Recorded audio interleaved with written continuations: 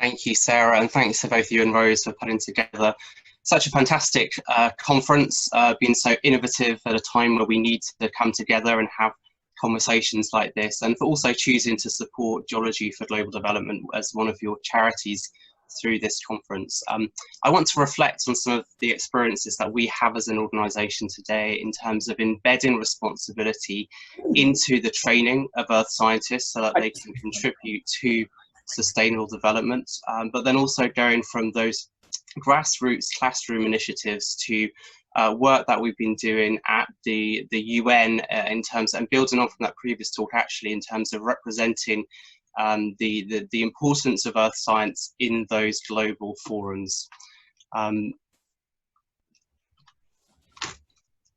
Mute my audio. A few perspectives on responsibility to start with, and what this is from the types of work that we are doing as an organisation.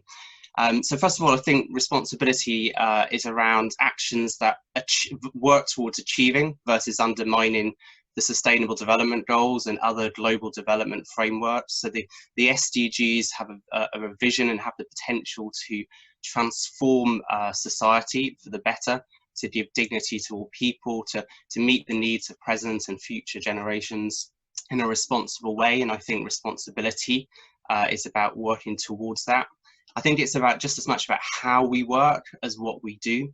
So the idea that the means by which we do something is as important as the end and shapes that end process, that the process of doing our earth science can contribute to the SDGs as much as the outputs at the end.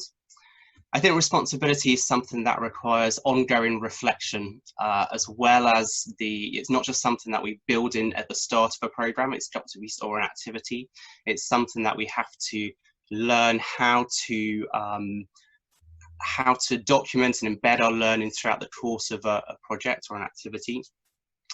I think it's around there's a collective duty also, that we're all responsible for responsibility, considering what it means in our disciplines and sectors. And then there's a sense in which I think those interfaces between groups and disciplines are important not to let slip through the cracks, but we need to think about what are responsible approaches for sharing information across sectors and cultures. Our mission as an organisation is really underpinned by this sense of responsibility. So we work to champion the role of geology in sustainable development, mobilising and reshaping the earth science community to help deliver the UN Sustainable Development Goals. So we're working with earth scientists passionate about responsible supply of raw materials, but also those who are interested in hydrogeology, disaster risk reduction, a whole range of different earth science disciplines, but all coming together in terms of connecting to the UN Sustainable Development Goals. We run a number of different activities, so knowledge exchange activities, creating and disseminating resources related to earth science and sustainability. Education and training programs, equipping geoscientists at all levels with the skills that they need to help deliver the SDGs. Bursaries and international projects with a particular focus on strengthening earth science capacity in the global south, and global advocacy and influencing, so giving earth science a voice in the large global international meetings and diverse policy processes that are focused on sustainability. But it's two things, education and training and global advocacy and influence, that I want to focus on in this particular talk, in terms of the need to embed responsibility and responsible approaches in the earth science community. There are lots of synergies between the themes that earth scientists study, the cognitive processes that are inherent in the training of an earth scientist, and the sustainable development agenda. And I think this poster, produced by the Geological Society of London, which is freely available to download on their website, really captures the strong overlap between the Sustainable Development Goals and the work that we do as geoscientists, including through the responsible supply and management extraction of raw materials. Responsibility, part of that is having a strong technical understanding of geology and ensuring that we put good practice in our research, in our science, into the heart of this sector. But I think our responsibility also needs to go beyond that. And in terms of geoscience education, we need to think about how we integrate skills and tools that facilitate that ongoing reflection on responsible approaches. So things such as understanding the importance of social, cultural, economic, ethical, environmental factors relating to particular activities or projects.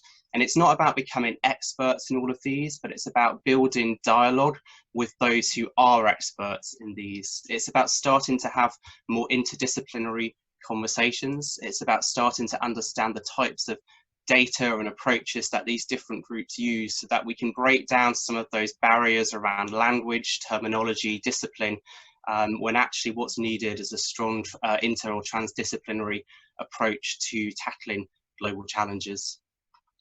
Things such as soft skills, such as cross-cultural, cross-disciplinary communication, diplomacy, the ability to engage with the community, underpin responsible engagement at those key interfaces where earth scientists meet the public or earth scientists meet policymakers. One of my greatest frustrations as an earth scientist was going through my training where I was particularly interested in natural hazards, and I knew that in the university there were other people interested in the same thing, but in the architecture department, the social science department, the engineering department, but we never came together to explore how we share learning and methods and approaches together. So I think part of reshaping geoscience education is right at the start of an earth scientist training, bringing them together with others who are interested in the responsible supply of raw materials, anthropologists, sociologists, engineers, and teaching them how to have good interdisciplinary conversations so that those skills become part of the norm and the culture of being an earth scientist.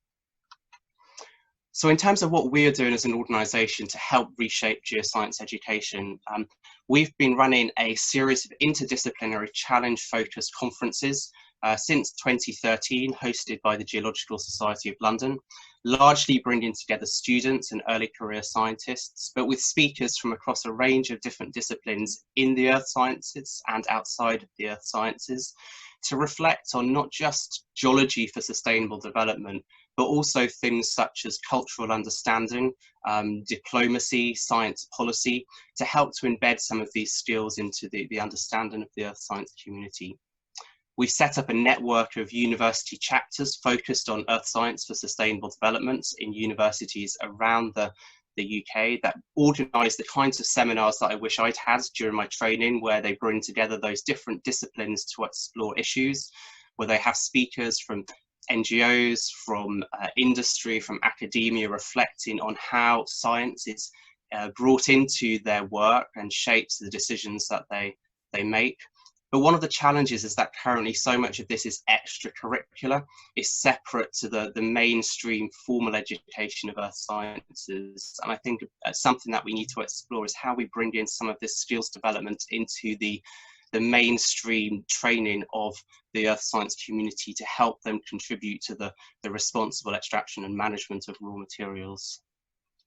Some of our learning around this theme is captured in a book that will come out later this year that BGS and Geology for Global Development have been editing together, looking at geosciences and the Sustainable Development Goals and setting out some vision around what earth science training could look like and the range of skills that need to be brought into the training of earth sciences. And we've also put some thoughts in a number of papers which I can send to people and make available to go on the website if that's useful. The second point I wanted to emphasize is the importance of global influencing, so responsible engagement and making sure earth scientists are present and active in global sustainability discourses. So earth scientists need to show up and be in those places where these conversations are happening, not just going to earth science conferences, but also being present and active and engaged in sustainability conferences. Things such as the UN Forum on Science, Technology and Innovation for the Sustainable Development Goals. So this is the annual meeting that sets out what the science priorities should be and are for different member states, different organizations around the SDGs. And you would think geoscientists would be there in their hundreds advocating for why geoscience matters, but sadly not. Involvement in the UN major groups, contributing to reports that have an open call for evidence around global sustainable development. There are lots of opportunities for geoscientists to be present and active and sharing, being responsible members of the global community and sharing their understanding. Why engage at this level? Well, I think, as I said before, we need to show up, we need to connect into these networks to make our earth science understanding available to a broader community of people. If we don't represent earth science as earth scientists, it's unlikely that other communities will be championing why our discipline is so important and the learning that we have. It's also a way of sharing high-level geoscience messages and helping those get embedded in key global reports and documents. So by contributing to an intervention at a plenary session at the Science, Technology and Innovation Forum, you can get wording into the reports that then goes through to the high-level political forum where ministers and senior government officials are talking about priorities relating to sustainable development. But you've got to push on that domino, that set of cascading impacts from the start. And also it helps us to move our work from that set of activities and outputs that maybe we're used to as science academics to outcomes and impacts essential for delivering the Sustainable Development Goals. Very briefly focusing in on the UN Forum on Science for the Sustainable Development Goals, this is an annual UN meeting. It brings together member states, civil society, the private sector, the scientific community, UN entities to explore gaps, the needs in technology, science cooperation, innovation, normally around a specific theme and a subset of the Sustainable Development Goals. We engaged in this meeting in 2018 and we are, to the best of our understanding, we were the sole geoscience organisation to be present. We worked with a number of organisations to highlight the increasing demand for minerals if we're going to achieve the Sustainable Development Goals. This was in the context of rooms where people were talking about the fact we don't need to do any more mining. We've got enough, we just need to get better at recycling. So I think, again, that earth science perspective was incredibly important to bring to the room. In 2019, funded by the International Union for Geological Sciences and UNESCO's International Geoscience Programme, we led an international delegation of early career earth scientists to be part of that programme, to convene the first geoscience-focused side event in the forum around earth science education, but also to highlight the resource requirements for green technology is one of the particular themes of that conference, and the importance of building strong, responsible science communities of practice.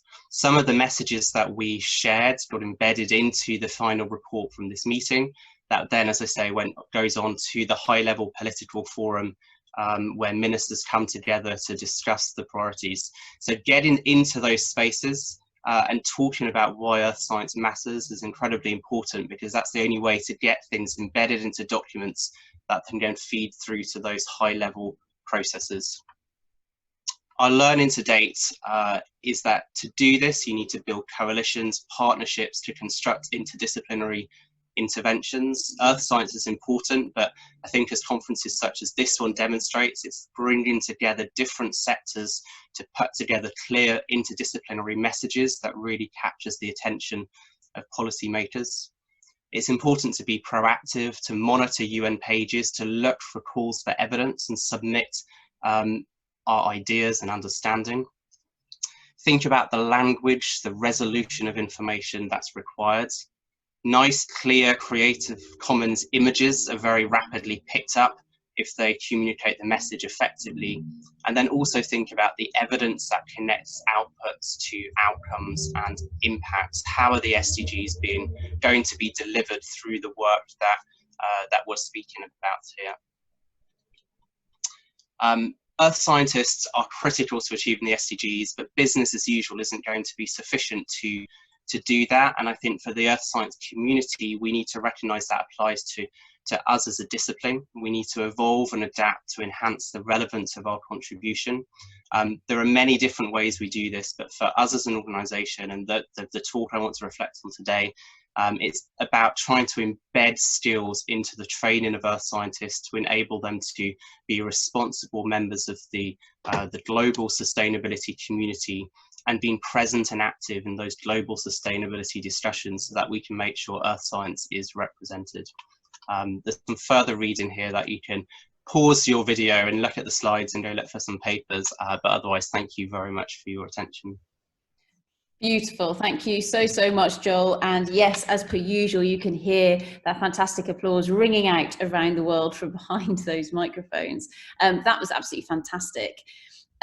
You mentioned one of the kind of key takeaways, I guess, for me from your talk just now was around we need to show up to these meetings. So I guess there's, so number one is show up. And then secondly is perhaps know what to say or how to say it, which is underpinned by everything you've been saying around your skills. Are there any hints or tips that you can share with us with regards to either what to say or how to say it when you find yourself in a room where you realise that actually there are perhaps some misunderstandings? I think this is again where coalitions come in incredibly important. Very important. We worked with the UN Major Group on Children and Youth, which is the mandated space for those people under the age of 30 in the United Nations. So we'd worked with them previously, but they're very good at understanding how to take a few sentences written in my earth science academic language and putting it into the language that would be picked up by UN member states. They understand what's been discussed in previous meetings and the run-up to forums such as the Science, Technology and Innovation Forum, and can help to get some of the key buzzwords or key phrases that people are very keen to hear into what you're saying, to give it greater likelihood of being brought into the report at the end. So I think as an earth scientist acting on your own, it's very challenging, but if you can embed yourselves into those major groups, perhaps a more relevant one for the community here is the Science and Technology Major Group, which comes under the International Science Council. So again, working with groups such as that, I think help to give us an understanding of the language that we need to use in order to be more persuasive in the talks or contributions that we make. Great, thank you very much, Joel. And one final question before we move on to the lovely Rob, and this comes in from Christian, and he's asking us, Joel, is it possible to order specific geology education materials for schools? To order them? Yeah, so is it possible to order geological information and material that can be used to teach children in schools? Yeah, I mean, I think there are some existing websites that have a fantastic range of stuff. So the Geological Society of London has some great resources there. There's a great initiative, the Earth Learning, I think it's Earth Learning Ideas, which put together a weekly or a fortnightly description of an activity that can be taken into schools to help discuss ideas around earth science. And so I think there's some brilliant websites out there already with freely available content. Brilliant. Thank you very much, Joel. So, ladies and gentlemen, put your hands together once more to thank the fantastic Joel Gill. Brilliant. Thanks, Joel.